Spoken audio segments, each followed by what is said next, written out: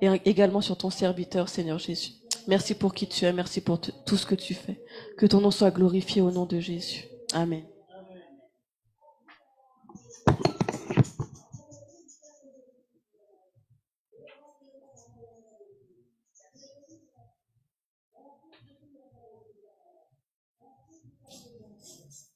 Amen. Gloire à Dieu, que Dieu vous bénisse. Amen. Ah, gloire à Dieu. La Bible dit, réjouissons-nous dans le Seigneur. Amen. Est-ce que tu peux saluer une personne à côté de toi? Dis quelques mots d'amour, des bonnes paroles, des paroles de bénédiction. Appelle quelque chose qui n'existe pas pour ton prochain, pour ton frère. Appelle les bénédictions, appelle la grâce. Le Seigneur nous a donné ce pouvoir d'appeler des choses qui n'existent pas et de les ramener à l'existence au nom de Jésus. Alléluia. Nous allons partager la parole de Dieu dans le nom de Jésus. Et je continue avec mon thème. Et aujourd'hui, c'est la suite et fin. Alors, les thèmes que je vais parler, c'est sur mari de nuit et femme de nuit. Comment la Bible définit, que pense la Bible et que dit la Bible concernant mari de nuit et femme de nuit. Merci à notre sœur Yasmina pour la louange et merci pour les services de la Sainte Seine et merci pour tous les services dans l'église, dans la maison de Dieu. Amen. Comme je vous avais dit, ce n'est pas si simple de prêcher ces thèmes. Alléluia. Ce n'est pas si simple. Vous savez, si quelque chose est écrit dans la Bible, c'est facile pour le prêcher. Parce que c'est écrit dans la Bible. Personne ne peut en douter de parler de quelque chose qui est écrit clairement et nettement dans la parole de Dieu. Alors, parler sur un thème, sur une chose qu'on ne peut pas trouver dans la parole de Dieu, c'est difficile. Alléluia. C'est comme par exemple de parler sur la Trinité. Vous savez que plusieurs personnes ne croient pas à la Trinité tout simplement parce que le mot Trinité ne se trouve pas dans la Bible. Même si la Bible a une notion, la Bible nous donne une pensée d'un Dieu trinitaire. Mais les gens ne croient pas tout simplement parce que les gens veulent trouver le mot Trinité dans la Bible. Waouh! La raison pour laquelle que je dis, ce n'est pas si simple de prêcher, de parler sur quelque chose qu'on ne peut pas trouver dans la Bible. Et voilà, le pasteur aujourd'hui veut finir son enseignement sur mari et femme de nuit. Que dit la Bible? C'est que je vous demande tout simplement d'être comme les chrétiens de Béret. Vous connaissez les chrétiens de Béret? Béret, c'est une ville de Macédoine. Précisément, on peut dire, c'est une ville grecque à l'époque. Où Paul a prêché la parole de Dieu. Mais j'aimerais tout simplement vous lire dans Actes chapitre 17, verset 11. Actes 17, je lis à partir du verset 10 et 11. La Bible dit ceci: aussitôt les frères firent partir de nuit Paul et Silas pour Béret. Lorsqu'ils firent arriver, ils entraient dans la synagogue des Juifs. Les Juifs avaient des sentiments plus nobles que ceux des Thessaloniques. Ils récirent la parole de Dieu avec beaucoup d'empressement et ils examinaient chaque jour les Écritures pour voir si ce qu'on leur disait était exact. Waouh! Ces chrétiens sont vraiment, ou ces chrétiens étaient vraiment des chrétiens modèles. Des chrétiens qui vérifient tout ce qu'on leur dit. Ils vérifient avec quoi? Avec les Écritures. Parce qu'à l'époque, bien sûr, il n'y avait pas de Bible. Comme aujourd'hui, nous avons des Bibles. À l'époque, les Écritures ou la parole de Dieu était écrite dans des papiers qu'on appelle papyrus. Papyrus, c'est une plante. À l'époque, avec cette plante, on pouvait fabriquer des feuilles, des papiers pour écrire. Et à l'époque de la Bible, il faut savoir, il y avait aussi un moyen pour écrire. C'était quoi? Les parchemins. Alors, les parchemins, c'est quoi? Les parchemins, c'est la peau d'un animal qu'à l'époque, on utilisait, on se servait pour écrire. Et les écritures à l'époque étaient sous forme d'un rouleau. Comme je vous ai montré ces papiers, je pense que mes élèves vont comprendre pourquoi je vous fais montrer ces papiers, afin que vous compreniez comment étaient les rouleaux. Donc, à l'époque, quand on veut lire la parole de Dieu, souvent la parole de Dieu s'est trouvée sous forme d'un rouleau. Ce n'est pas comme aujourd'hui, on a des livres, on a même la parole de Dieu dans nos téléphones portables. Mais à l'époque, c'était vraiment compliqué parce qu'on ne peut pas se promener avec un rouleau dans la poche. Aujourd'hui, nous pouvons avoir la Bible dans la poche, la Bible dans nos ordinateurs, la Bible dans les portables. Mais à l'époque, c'était très compliqué, c'est très difficile d'avoir une Bible dans sa poche. Donc, c'était des rouleaux, et quand quelqu'un voulait lire la parole de Dieu, la personne prenait le rouleau, lui rouvrait le rouleau, après, la personne commençait à lire. Donc, ce n'était pas si simple. La raison pour laquelle les chrétiens d'aujourd'hui n'ont aucune excuse. Si vous ne lisez pas la Bible, vous n'avez pas d'excuse. Parce qu'à l'époque de Paul, à l'époque des apôtres, c'était compliqué parce qu'il faut savoir, à l'époque de Jésus, à l'époque de Paul, à l'époque de Pierre, il n'y avait pas le Nouveau Testament. Puisque c'est eux qui ont écrit le Nouveau Testament. C'est les apôtres. Et comment ils prêchaient la parole de Dieu? Ils prêchaient la parole de Dieu à travers l'Ancien Testament. Bien aimé, il faut vraiment être inspiré. Écoutez, prêcher Jésus en utilisant l'Ancien Testament, tandis que dans l'Ancien Testament, tu ne vas trouver nulle part là où c'est écrit Jésus. Et tu dois révéler aux gens, tu vas parler de Jésus à partir de l'Ancien Testament. Écoutez, il est facile de parler de Jésus en utilisant le Nouveau Testament. Parce que dans le Nouveau Testament, il y a partout le nom de Jésus. Partout on parle de Jésus. Mais dans l'Ancien Testament, tu trouveras où les noms de Jésus. Tu trouveras que des prophéties, des paroles prophétiques, des psaumes. Tu trouveras que des histoires. Tu trouveras beaucoup de choses. Et la Genèse, comment Dieu a créé le monde. Mais tu ne trouveras pas Jésus. Mais tandis que la Bible, toute la Bible, même l'Ancien Testament, parle de Jésus. Et les apôtres ont prêché, ils ont enseigné à travers l'Ancien Testament. Et les chrétiens de Béret, ils vérifiaient ce que Paul disait. Paul prêchait Jésus. Ils vérifiaient ce que Paul disait et Silas à travers quoi? À travers l'Ancien Testament, les Écritures de l'Ancien Testament. C'était encore plus compliqué. Mais aujourd'hui, bien aimé, on a la facilité. Pourquoi on a la facilité? Parce qu'on a le travail des apôtres. Aujourd'hui, on bénéficie du travail des apôtres. Mais les apôtres, eux, ils ont bénéficié de quel travail? Ils ont bénéficié tout simplement de Jésus. Parce que à cette époque, il n'y avait pas le Nouveau Testament.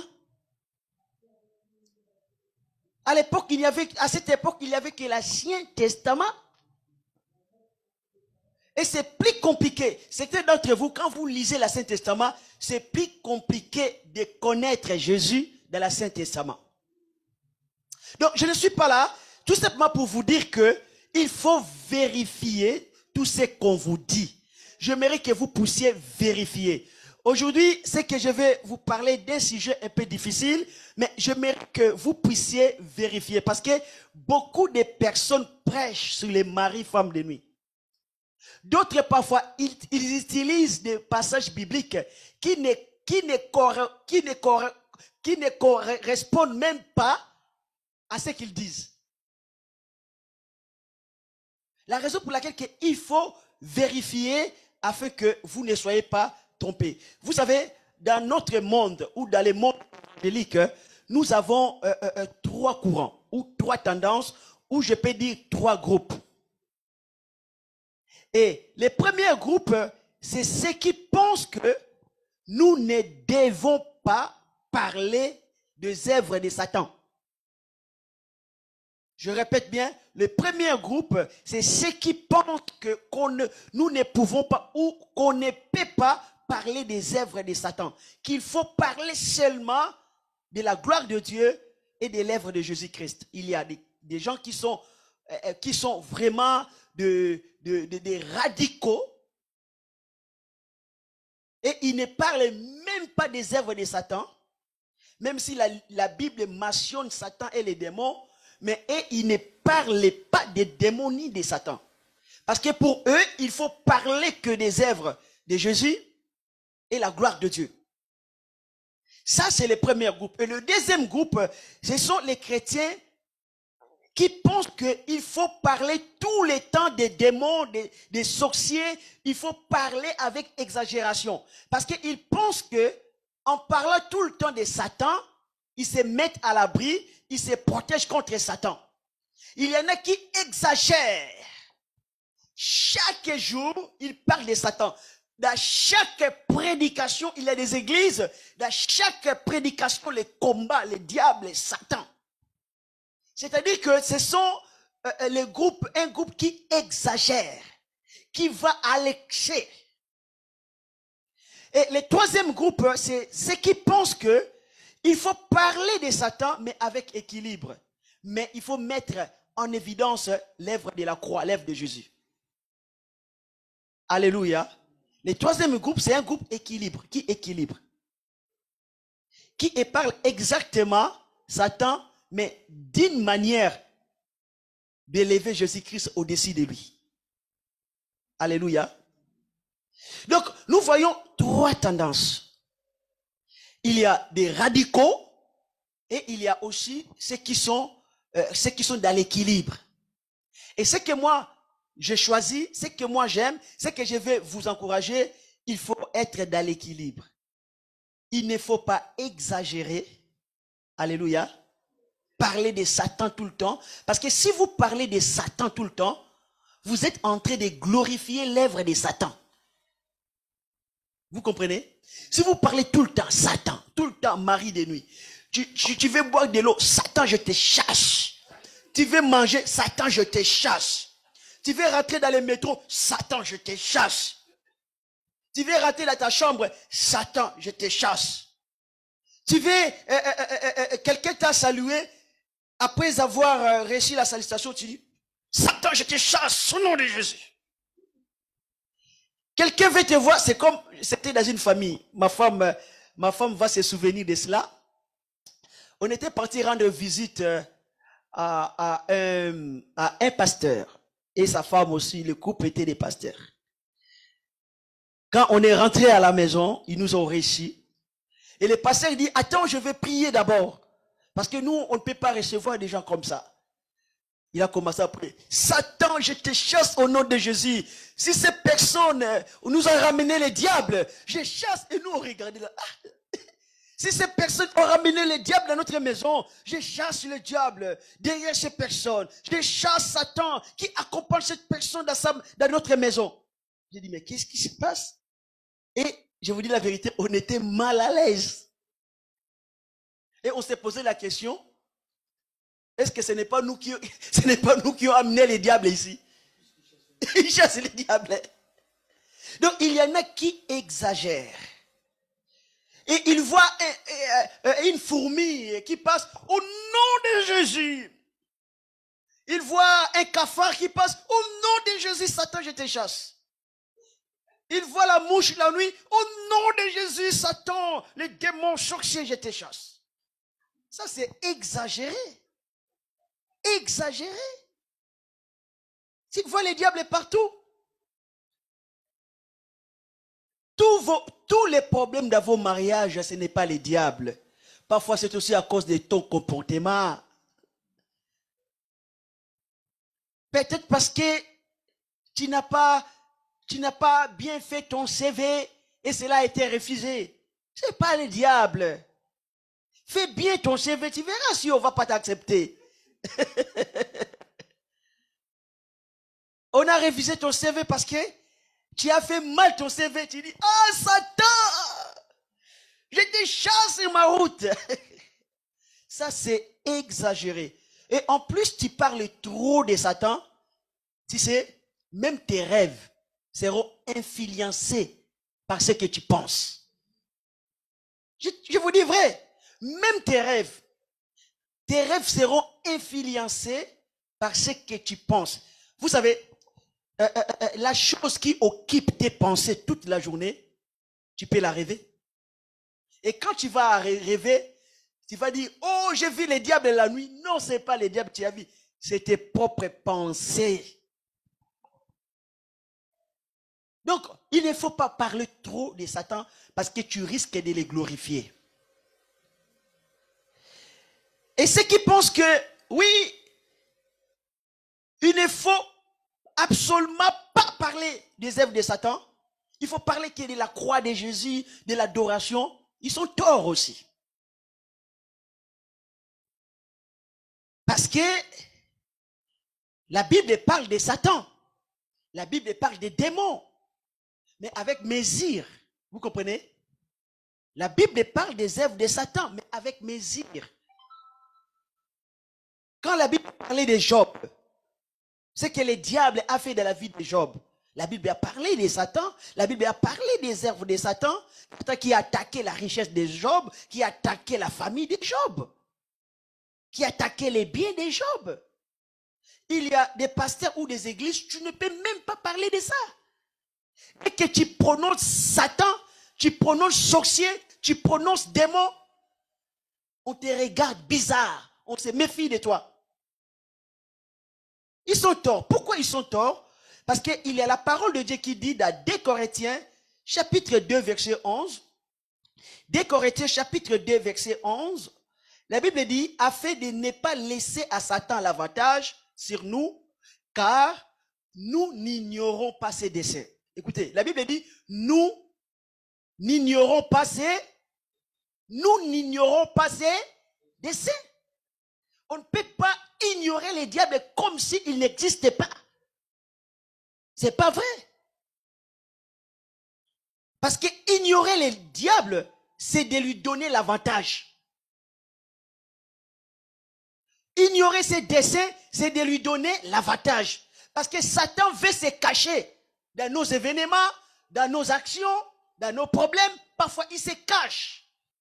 La Bible dit parfois Satan se transforme en un ange de lumière. Vous savez pourquoi? Pour que tu ne les reconnaisses pas. Pour que les chrétiens ne les reconnaissent pas. Ils se cachent. Satan peut se cacher derrière une situation. Mais si tu ne les reconnais pas, tu vas penser cette réalité comme c'est normal. Donc, le troisième groupe, c'est mieux. C'est-à-dire, il faut parler de Satan et ses œuvres à la limite de la Bible. N'allez pas au-delà de ce que les Écritures disent. Attention, il y a des chrétiens de béret qui te surveillent. Vous comprenez? Si tu vas plus loin, les chrétiens de béret vont dire, ah non. Là, ce n'est plus dans la parole de Dieu. Alléluia. Il ne faut pas aller plus loin. Il ne faut pas inventer les noms des démons qui n'existent pas dans la Bible. Vous comprenez? Il ne faut pas inventer les noms des démons qui n'existent pas dans la Bible. Donc, je vais parler les phénomènes des maris et des femmes de nuit. Est-ce que mari et femme de nuit est dans la Bible? Je parle bien la Bible canonique. Je vous dirai non. Est-ce que Jésus a chassé les esprits des maris et femmes de nuit? Non. Si vous le savez, dites-le moi. Peut-être que c'est moi qui est ignorant. Peut-être que moi, je ne sais pas. Peut-être que je n'ai jamais lu ça dans la Bible. Mais si vous le savez, dites-le moi. Et moi, étant que prédicateur, mon instrument de combat, c'est la Bible. Je suis censé de vous prêcher quoi? La Bible. Vous me comprenez? Jésus a chassé combien de maris, de nuit, femmes de nuit dans la Bible? 0. Parce que ça n'existe pas. Mais je vais vous expliquer que nous pouvons comprendre d'où vient cette expression mari et femme de nuit. Et cela signifie quoi? Donc je vais vous expliquer. Il y a des choses que certaines personnes subissent la nuit, des rêves érotiques, et parfois qui se répètent tout le temps. Il y a des gens, parfois j'ai rencontré, peut-être vous aussi, qui m'ont demandé la prière. Je dis, sœur, pourquoi? Il dit, mais pasteur, regarde mon corps, j'ai même des griffes. Je ne dors pas toute la nuit. Il faut que quelqu'un vienne, un être spirituel, mystique. Chaque nuit, la personne vient coucher avec moi. Et je ne peux pas dire que ces gens mentent. Vous comprenez? Bon, si c'est une seule personne, je peux dire, elle ment. Mais parfois, il y a plusieurs personnes. Je ne sais pas combien de personnes j'ai réussi dans ces cas. Et ce sont des personnes sérieuses qui disent, mais pasteur, et je les pose la question, combien de fois cela t'arrive? Et ces personnes me disent, pasteur, toute la nuit. Toute la nuit, je ne dors pas. Je suis persécuté la nuit. Un esprit vient coucher avec moi. Toute la nuit, chaque nuit. C'est vrai que ces phénomènes, c'est pas bon. C'est pas biblique. Ce n'est pas, on ne peut pas dire à cela, c'est l'œuvre de Dieu. Ce n'est pas l'œuvre de Dieu. Alors, certaines personnes appellent ça mari de nuit. Donc, quand quelqu'un parle de mari de nuit ou femme de nuit, tout simplement pour expliquer, vous comprenez bien, pour expliquer un événement qu'il a vécu ou elle a vécu, ou elle est entrée de vivre. La raison pour laquelle que plusieurs personnes utilisent ces termes mari de nuit, cette expression qui ne date pas d'aujourd'hui, c'est ces expressions qui datent des années, et ça continue jusqu'à aujourd'hui, et les gens parlent de ces phénomènes mari et femme de nuit. Je vais donner quelques explications par rapport à cela. Les maris et les femmes de nuit, étant que tels, ça n'existe pas dans la Bible. Mais je répète, parce que tout simplement, la Bible n'a pas parlé de cela, de ce phénomène. Mais il y a des gens, des personnes, des sœurs et des frères en réalité, qui vivent ces phénomènes. Mais comment on peut parler de cela? Comment on peut expliquer cela? J'essaie d'expliquer aux chrétiens que le diable, Satan, a la puissance. Et cette puissance, le diable l'a reçue de Dieu. Parce que le diable était un ange puissant, archange puissant auprès de Dieu, avec des démons. Et quand le diable a été chassé avec ses anges, Dieu n'avait pas retiré la puissance. Et le diable a des capacités de se transformer, de prendre plusieurs formes, de faire beaucoup de choses qu'on ne peut même pas imaginer. Le diable peut entrer dans la pensée des gens et inspirer une pensée mauvaise.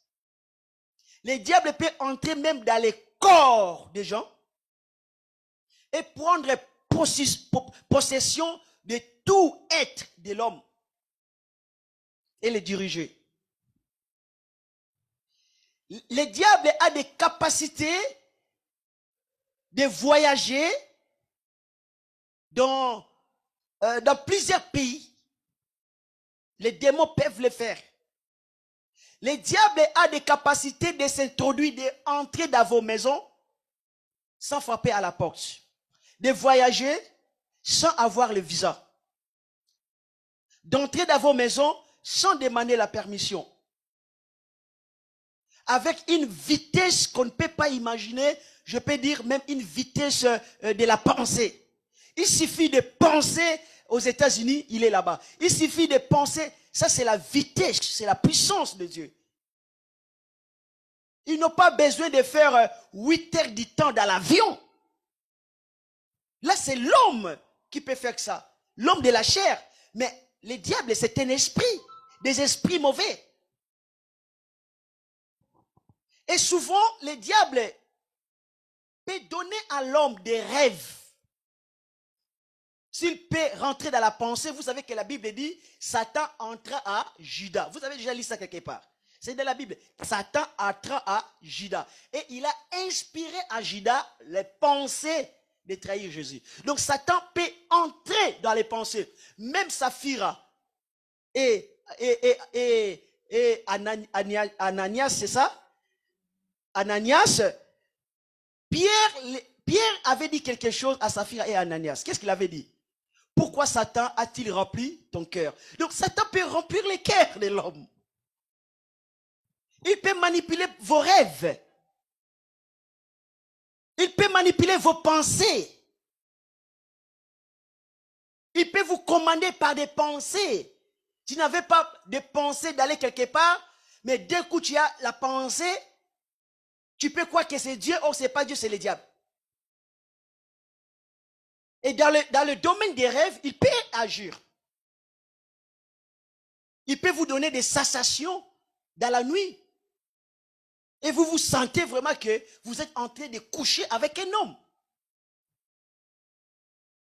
Mais tout ça, il faut savoir, il est fait dans l'esprit. Ce n'est pas dans le physique. Parce que Satan n'a pas de corps. Amen. Excusez-moi d'utiliser ces mots. Satan ne peut pas avoir des relations physiques avec une femme. Et quand les gens parlent de ces phénomènes, de ces termes mari de nuit, ce n'est pas un acte physique. Une femme ne peut pas être enceinte physiquement et nous dire c'est le mari de nuit qui m'a fait ça. Elle ment. Il faut qu'il nous montre un homme qui lui a fait ça.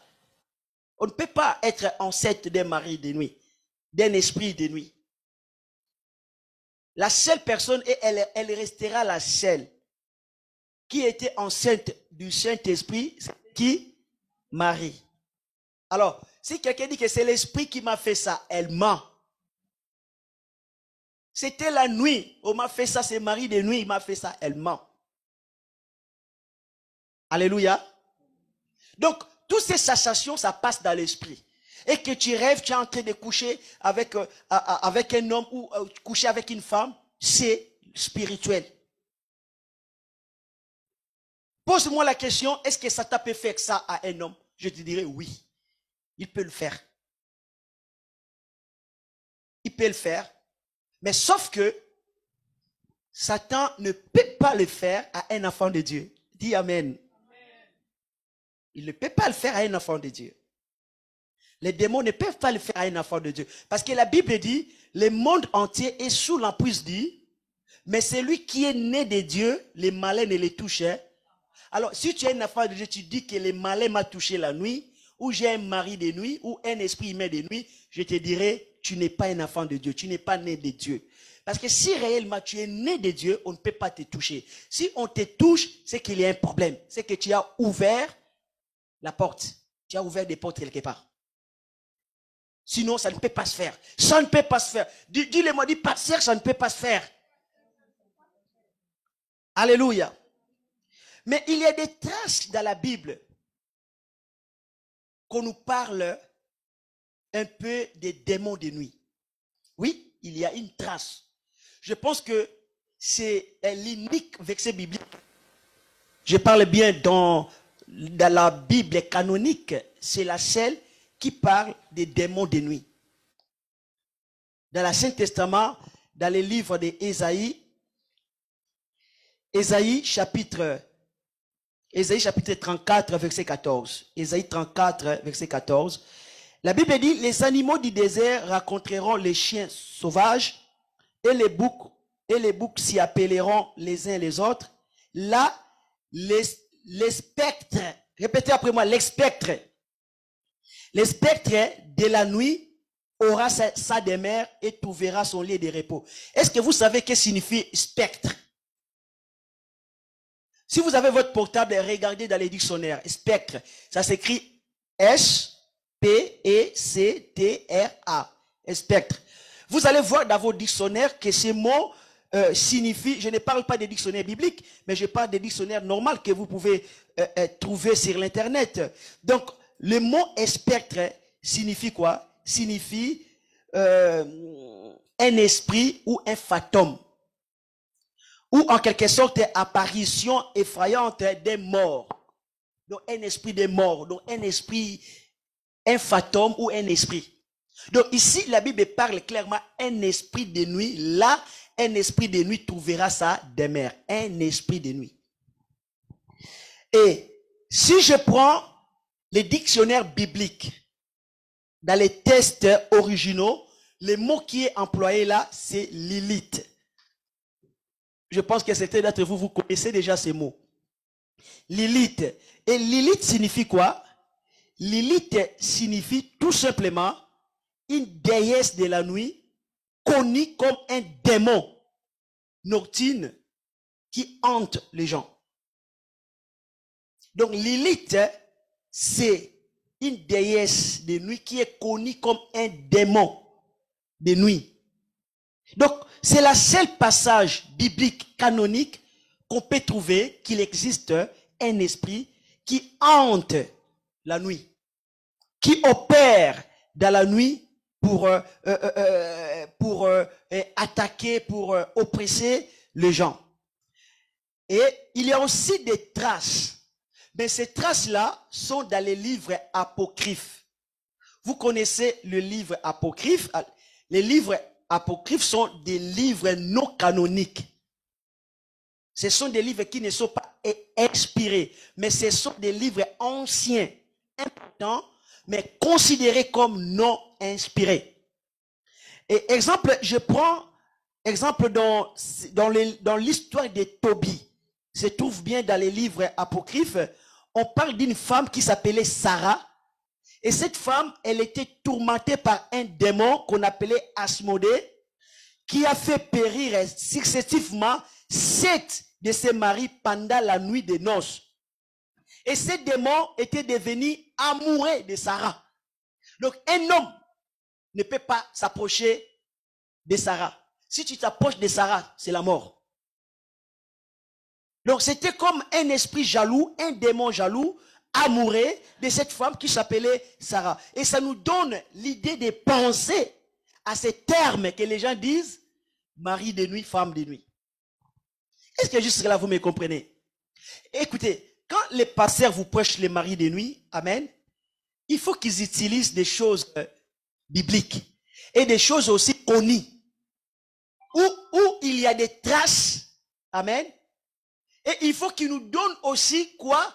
Des sources. Quand quelqu'un dit quelque chose, pose la question, mais où tu as pris ça? Quelle est ta source? Parce que vous écoutez certaines choses, vous acceptez des choses qui n'ont pas de source, qui n'ont pas de sens, qui n'ont pas de tête, qui n'ont pas de quai. Quand je vous parle des choses, je prends des versets bibliques qui sont canoniques et je vous montre aussi, avec point d'interrogation, des versets bibliques qui ne sont pas canoniques, qui ne sont pas inspirés. Pourquoi je vous donne ces passages? Tout simplement pour élargir notre connaissance, pour nous pousser à penser. Et je n'ai pas dit, je n'ai pas confirmé que les livres canoniques, c'est la vérité. Non. Ça, je vous ai donné seulement des tracts anciennes par rapport au thème que je suis en train de prêcher. Amen. Ça nous pousse à réfléchir. Ça nous pousse de penser que ça ne date pas d'aujourd'hui, que les gens parlent, que les gens pensent qu'il y a un esprit de nuit.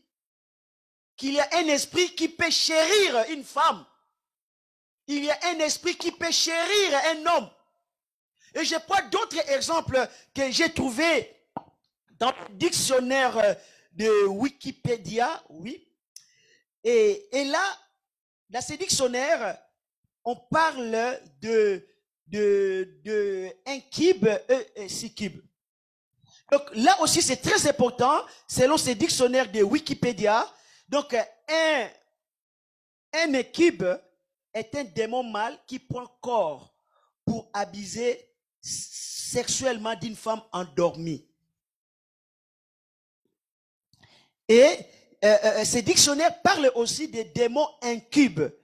Les démons incubes pèsent sur la poitrine de sa victime endormie et peut même l'étouffer ou les paralyser. Et un succube, c'est le nom.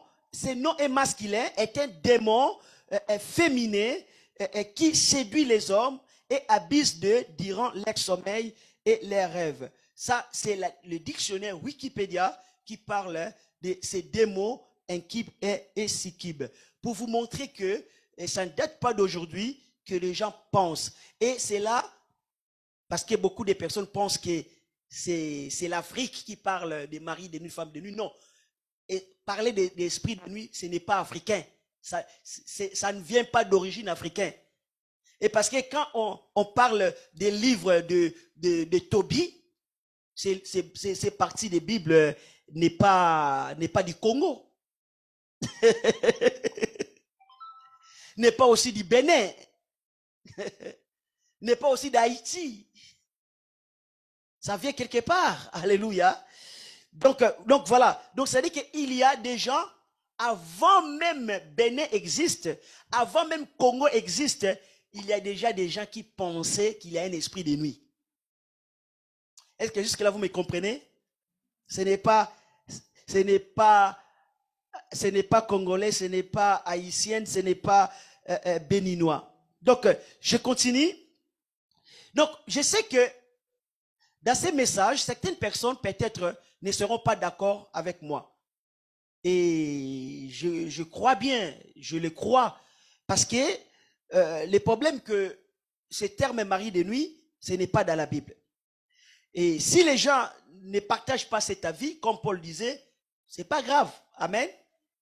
Et moi, je suis tout simplement en train d'enseigner sur un point que tout le monde pense, et ça crée beaucoup de désordres dans les églises. Il y a beaucoup de faux enseignements. Il y a beaucoup de contradictions.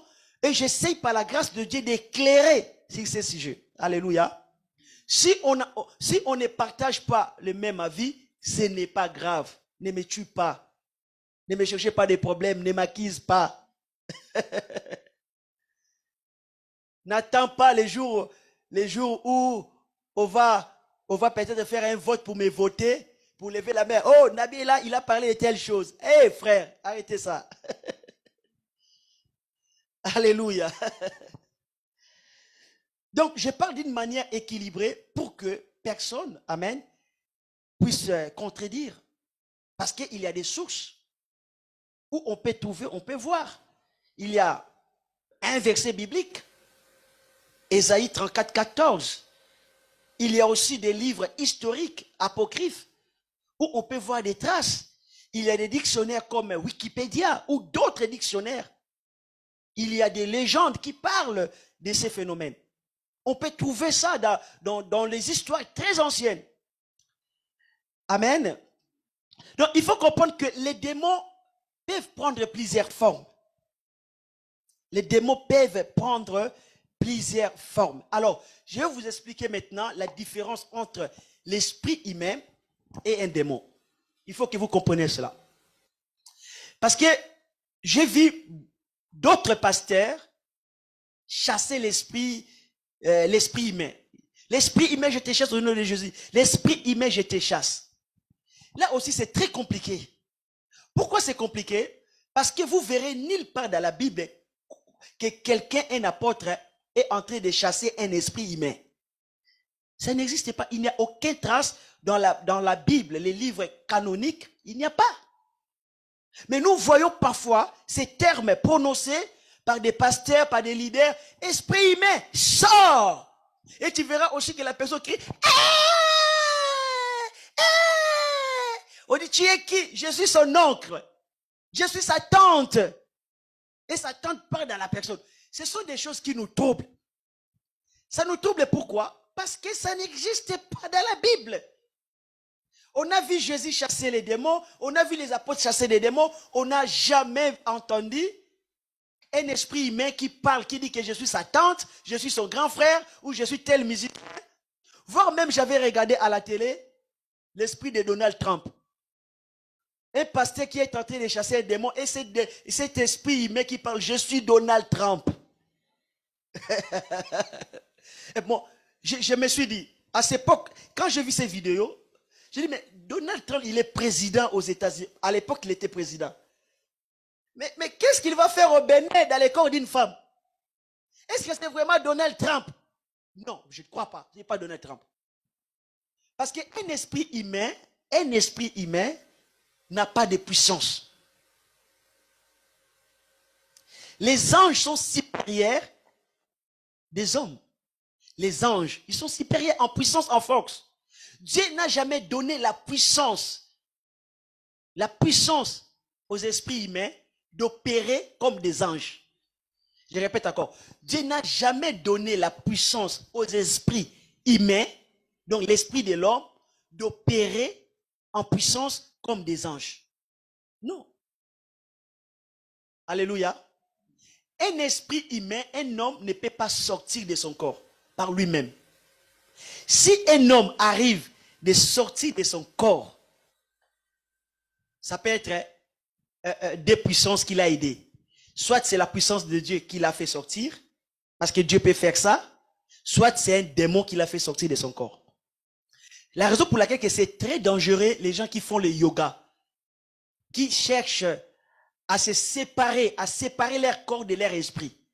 Attention, ce sont des pratiques dangereuses. Parce que toi, tu ne vas pas te rendre compte. Quel est l'esprit, quelle puissance qui va te faire sortir, te séparer de ton corps? Dieu ne t'a pas permis de faire ça. Et quand toi, tu cherches ça, tu fais ça, écoutez-moi, je vous dis la vérité. Tu es en train d'ouvrir des portes aux démons. Et si tu arrives vraiment à faire ça, sois sûr et certain, c'est un démon qui t'aide. Si ce n'est pas Dieu, c'est un démon. Quand on parle de voyage astral, mais les voyages astral, c'est-à-dire que l'homme se sépare de son corps. C'est-à-dire que l'homme, l'esprit, se sépare de son corps, l'esprit voyage quelque part. L'esprit se déplace quelque part. Vous savez que dans la Bible, quelque part, Dieu l'a fait ça avec Jean. Quand Jean dit, je suis ravi de l'esprit. Quand Paul dit, je connais un homme qui est parti jusqu'au 3e ciel, si dans son corps ou dans son esprit, je ne sais pas. Paul croyait que l'homme peut sortir de son... Dieu peut sortir un homme de son esprit pour lui ramener quelque part, pour lui faire visiter la gloire de Dieu. Donc, si l'esprit de Dieu peut faire ça, Dieu peut faire ça, les démons peuvent aussi le faire. Les démons peuvent aussi aider l'esprit humain de les faire sortir de son corps. Vous comprenez? Et la raison pour laquelle les gens parlent des esprits humains. Donc, en réalité, c'est un démon. Si l'esprit humain là arrive à sortir de son corps, qui l'a aidé? Qui l'a transporté? C'est un démon. Vous comprenez?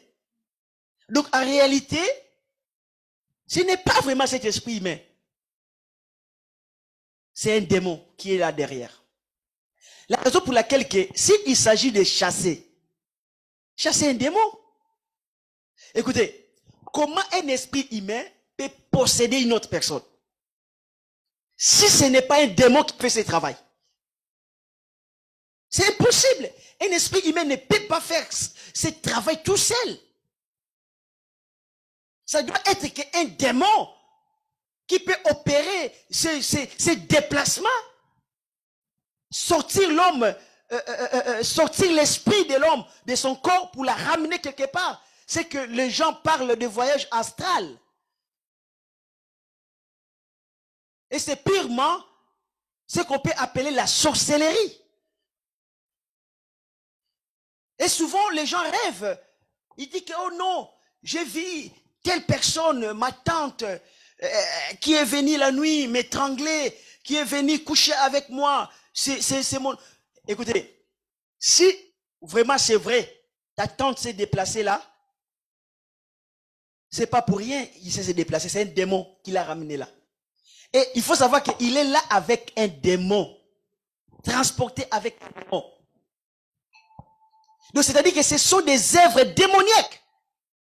Ce sont des œuvres sataniques. Je n'ai pas dit que cela ne peut pas se faire, oui. Mais il faut savoir, c'est par quelle puissance?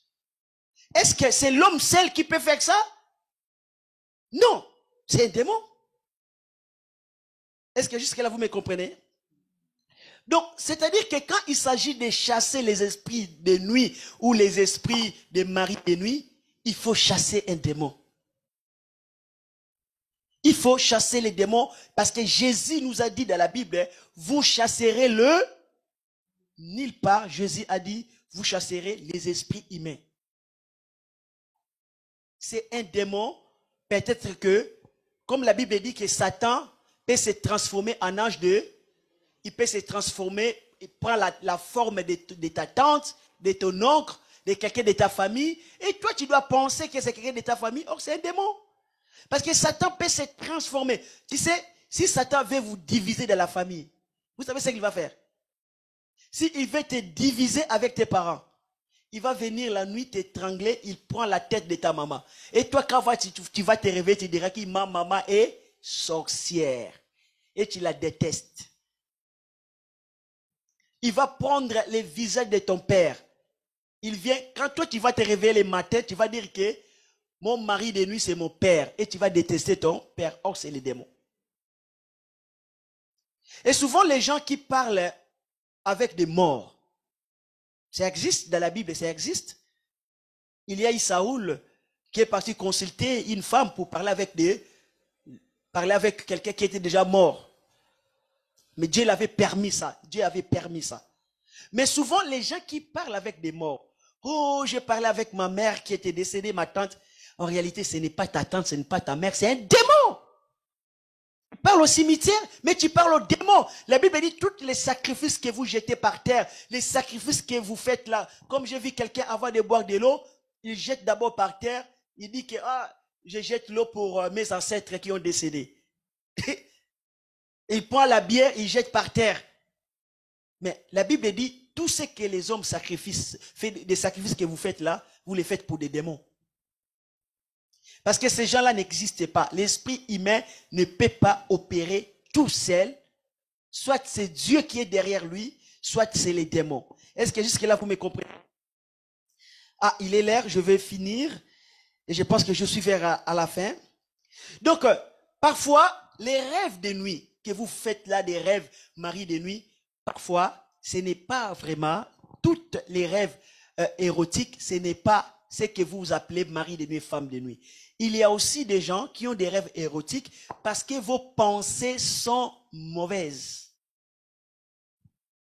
Vous vivez dans des convoitises, toute la journée tu convoites, tu regardes les femmes derrière, devant, tu penses, tu convoites, tu as les désirs. Et la nuit, tu vas rêver. Tu vois? Et tu penses qu'à cela, tu dois rêver. Souvent, les rêves, parfois, sont causés par des convoitises de l'âme. Aussi par des alliances faites consciemment ou inconsciemment avec des marabouts, avec des démons, celui qui parle au cimetière. Aussi, il y a aussi la peur. Quand vous avez tout le temps peur des maris de nuit et des femmes de nuit, vous allez rêver. Vous allez rêver. Il y a aussi l'excès des films pornographiques.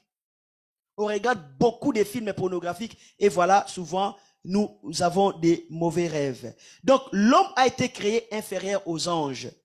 L'homme ne peut pas faire ce que les démons font. L'homme souvent est aidé, soutenu par des démons. Et les démons n'ont pas de corps physiques pour coucher avec des femmes physiquement. Et cela, ça s'est fait spirituellement. Je pense que vous me comprenez. Et tout rêve n'est pas la sorcellerie. Tout rêve de nuit n'est pas la sorcellerie. Souvent, nous renvoyons la faute aux maris de nuit ou aux femmes de nuit. Non. Vous savez, quand vous êtes dans le couple, il faut que vous comportez bien. Souvent, vos problèmes dans les couples, ce n'est pas mari de nuit, ce n'est pas femme de nuit. Ce n'est que parfois manque d'enseignement et manque de certaines choses que vous ne savez pas. Et quand ça va chauffer, tu dis, oh, c'est peut-être que ma femme a des maris de nuit qui nous combattent. Souvent, parfois, ce n'est pas ça. Mais le pasteur Nabié n'est pas en train de dire que ces phénomènes n'existent pas. Parce que le diable peut faire beaucoup de choses. Il est capable de mettre des sensations, de mettre des choses dans les pensées, d'entrer dans les corps, entrer dans vos maisons. Il peut faire ça. Tu peux dormir et tu sens comme si on te caresse, on te touche. Le diable peut faire ça aussi. Il peut donner des mauvais rêves, tout ça, mais il faut avoir les discernements. Il faut avoir les discernements pour comprendre ça c'est le diable ou ça c'est le fruit de l'imagination ou de mes pensées ou des rêves. Ces rêves-là viennent d'où? Il faut avoir les discernements. Mais comme je répète, si tu es vraiment chrétien, tu n'auras jamais un démon de nuit. Tu n'auras jamais un mari de nuit. Tu n'auras jamais une femme de nuit. Le Seigneur ne permettra pas que tu sois abusé pendant ton sommeil. Dis Amen. Le Seigneur ne permettra pas. Parce que la Bible dit que celui qui est né de Dieu, les malins ne les touchent pas. Amen. Hein? Et souvent, des gens qui vivent cette situation, les gens qui vivent ces problèmes, mari, femme de nuit, ce sont des gens qui ont ouvert des portes. Qui vivent dans les péchés, dans les débauches, dans l'ignorance. Alléluia. Bien-aimés, vous êtes des chrétiens. La Bible dit, il n'y a donc point de condamnation pour tous ceux qui sont en... Il n'y a pas de condamnation sur vous. Alléluia. N'ouvrez pas des portes. Souvent nous pensons, parce que la vie est difficile, il y a des liens, non, il ne faut pas penser à cela. D'autres événements qui nous arrivent, ça n'a rien à voir avec des liens. Vous savez, la Bible dit que dans le monde que nous vivons, les choses se répètent. Voire même la Bible dit qu'il n'y a rien de nouveau sur le soleil. Cela veut dire quoi? C'est-à-dire que des choses que la génération précédente ont vécues, nous, cette génération, on peut les vivre. On peut vivre ça. Et si on vit ça, on dit, oh, c'est un lien. Parce que ma mère a vécu ça, moi je vis ça. Alors c'est vraiment un lien démoniaque, satanique, c'est la sorcellerie. Non, il n'y a rien de nouveau sur la terre. Nous pouvons vivre ce que la génération précédente a vécu. Les problèmes là qui est arrivé à ton père, à ta mère, tu peux aussi les vivre. Parce que les choses se répètent. Parce que pourquoi? Toi avec ton père, ta mère, vous vivez dans les mêmes milieux. Vous vivez dans les mêmes circonstances. Donc c'est-à-dire que les circonstances que ton père a vécues, ta mère a vécues, tu peux vivre aussi les mêmes circonstances. Parfois, il ne faut pas tout simplement dire que c'est un démon. Je suis d'accord que certaines choses peuvent être démoniaques, mais pas tout. Vous comprenez? Certains cas peuvent être vraiment démoniaques. Dans certains cas, on peut faire les liens. Oui, je suis d'accord. Mais pas toute chose, c'est les démons. Alléluia. Donc, il y a des cas, oui, où on peut sentir la malédiction de la famille. Il y a aussi des cas où ce n'est pas vraiment la malédiction, ce n'est que des circonstances qui se répètent, ou c'était que des événements qui se répètent. Alors, dans tous ces cas, il faut avoir les discernements pour ne pas perdre ton temps dans des combats inutiles. Alléluia. La Bible dit quoi? La Bible dit que les malins atteignent souvent le juste. mais l'Éternel en délivre. Hein. Et si vous ne comprenez pas que tout malheur n'est pas un démon. La Bible dit que c'est normal que le malheur atteigne les justes. Mais après, le Seigneur va aller. Mais pourquoi quand un malheur arrive, tu dis que c'est les liens de mon grand-père, c'est les liens. La Bible dit, vous savez, quand tu es chrétien, tu es rentré en guerre avec c'est normal que Satan t'attaque. C'est normal que Satan attaque à ta famille. C'est normal que Satan attaque à tes enfants. C'est normal que Satan attaque à ton ministère. C'est normal. Alléluia. Pourquoi? Parce que les jours où tu as dit oui au Seigneur, tu as déclaré aussi la guerre avec le diable. Alors, ne pensez pas que ce qui m'arrive, c'est les liens avec ce que mon père avait fait il y a 10 ans, mes ancêtres ont fait il y a 4 ans. Il ne faut pas penser à cela. Bien sûr, il y a des cas comme ça qui existent, même dans la Bible. Mais tous les cas, ce n'est pas pareil. Quelqu'un peut me donner un grand amen? Il faut avoir les discernements, alléluia, avant d'entrer dans les combats. J'aimerais qu'on puisse prier. Lèvons-nous au nom de Jésus, nous allons prier le Seigneur. Je vais prier pour toutes les personnes qui ont des rêves bizarres. Vous savez, des rêves là érotiques, des rêves là que quelqu'un vient coucher avec toi, c'est pas normal. Pour un enfant de Dieu, c'est pas normal. Amen. C'est pas normal. Un enfant de Dieu, ses rêves doivent être saints. Alléluia. Les rêves d'un enfant de Dieu doivent venir de Dieu. Mais quand tu rêves qu'il y a des démons qui viennent t'attaquer, tu rêves des rêves bizarres, que tu es sale, que tu es pieds nus, que tu es en train de souffrir, que tu es en train de pleurer. Donc toi, tes rêves sont toujours négatifs. Peut-être que cela montre aussi l'état de ton cœur. Cela montre aussi le combat que tu as spirituellement. Parce que les rêves, parfois, nous enseignent beaucoup de choses. Ça peut être aussi que les choses que tu es en train de vivre spirituellement. Et je répète encore, des rêves que quelqu'un vient coucher, tu es une femme mariée. Mais toi, tu rêves, une autre personne vient coucher avec toi, c'est pas normal. Tu es une femme mariée. Toi, tu rêves, un autre homme vient coucher avec toi, c'est pas normal. Tu es un homme marié. Toi, tu rêves que tu es en train d'avoir des relations avec une autre femme, c'est pas normal. Et tant qu'un enfant de Dieu, c'est pas normal. Et nous allons prier contre tout ça. Il y a des rêves qui sont à l'origine de nos mauvaises pensées. Il y a des rêves aussi qui sont à l'origine démoniaque. Lèvons-nous, répétez après moi cette prière au nom de Jésus-Christ. Dis au nom de Jésus, je viens contre les rêves, des rêves qui ne viennent pas de Dieu. Je les chasse au nom de Jésus. Seigneur Jésus, rentre dans mes rêves, contrôle mes rêves, ferme tout accès à la chair et aux démons. Tout rêve érotique, tout rêve satanique, tout rêve démoniaque, je les chasse au nom de Jésus. Seigneur Jésus, purifie mes pensées. Dans le nom de Jésus-Christ, purifie ma conscience. Dans le nom de Jésus, je viens contre tout esprit de nuit. Tout esprit de nuit associé avec l'esprit humain qui se lèveront pour m'attaquer, qui se lèveront pour s'abuser de moi. Ils raconteront le feu. Parce que je suis un enfant de Dieu, le malin ne peut pas me toucher. L'esprit humain ne peut pas me toucher. L'esprit des démons ne peut pas me toucher. Dans le nom de Jésus-Christ, je suis couvert par le sang de Jésus.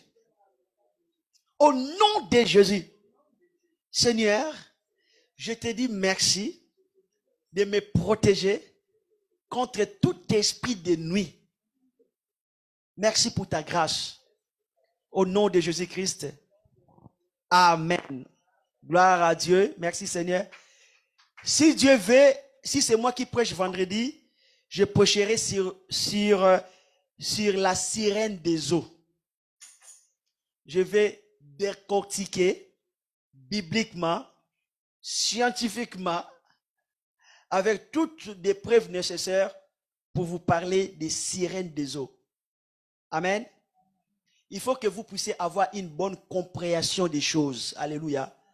Pas des choses que les gens ont ramassées à gauche, à droite, qui n'ont pas de tête, qui n'ont pas de quai, qui n'ont pas de sens. Alléluia. Donc si vous avez l'offrande, vous pouvez bénir l'œuvre de Dieu. Sœur Marguerite est là. Vous pouvez donner quelque chose pour bénir, pour la gloire de Dieu. Alléluia. Bénissons l'œuvre de Dieu. Et ceux qui sont sur Zoom, ceux qui sont sur Facebook, vous pouvez aussi bénir l'œuvre de Dieu par une offrande. Et le Seigneur va vous bénir. Alléluia. C'est vraiment important parce que vous avez beaucoup écouté sur l'Internet les gens qui ont mal interprété, mal enseigné. C'est des maris des nuits sirènes des eaux. Et vous avez besoin qu'on vous explique ça d'une manière biblique. Que dit la Bible sur ces sujets? Et qu'est-ce qu'aussi le monde, qu'est-ce que dit aussi d'autres personnes, d'autres livres comme Apocryphe sur ces choses? Que le Seigneur vous bénisse. Je vais prier pour les offrandes. Seigneur, je bénis les offrandes. Je bénis tout ce que les enfants de Dieu donnent pour le royaume de Dieu.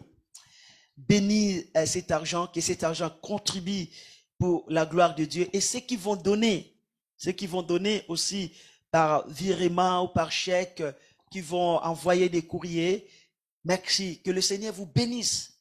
Toi qui me regardes, toi qui envoies l'argent pour bénir l'œuvre de Dieu, toi qui envoies des courriers pour nous bénir l'œuvre de Dieu par une offrande, par la dîme, le Seigneur te bénisse.